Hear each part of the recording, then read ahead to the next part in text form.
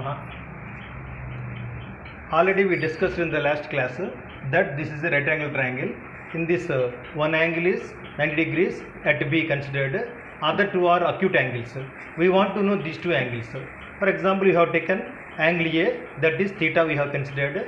For this theta angle to be measured, this is AB called adjacent side to angle theta, and this is the opposite side to angle theta to be measured, that is O, and this is AC, that is the hypotenuse, which is the longest side in this right angle triangle, which is quite opposite to 90 degree. This is called hypotenuse.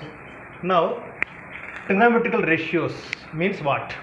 The ratios of sides of a triangle with respect to its acute angles. They are called trigonometrical ratios. This is the definition of trigonometrical ratios. Why? Because we are measuring acute angle. We are not measuring this angle. Why? Because already we know this 90 degrees. So either this or this we find in a right triangle. Okay. Now we are going to learn about the trigonometric ratios. First 1, 2, 3. 3 ratio we will learn. That is first one, sin theta. SINE sin theta. Simply this is called SIN sin theta. That is the ratio of the opposite side to this angle theta and the hypotenuse, these two sides. Ratio of this side to this side. Ratio of these two is called sin theta. Opposite side by hypotenuse, that is equal to BC by AC. This is called sin theta. Here one point for you. Actually the idea of use of sin theta was given by an Indian scientist Aryabhatta, not by any foreigner as we think.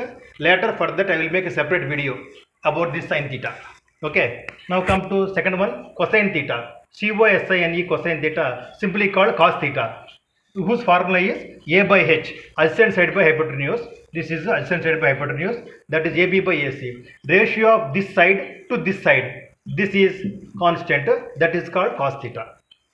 Third one, tangent theta, simply called tan theta. Opposite side by adjacent side, O by A, that is equal to, for this theta we are applying tan now. So opposite side to theta by adjacent side to theta, this side by this side. Ratio of these two sides, that is a constant called tan theta BC by AB. Let us say these three are called fundamental ratios for our convenience.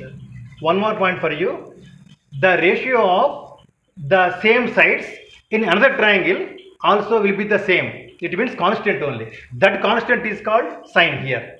Same principle applied for all other ratios also.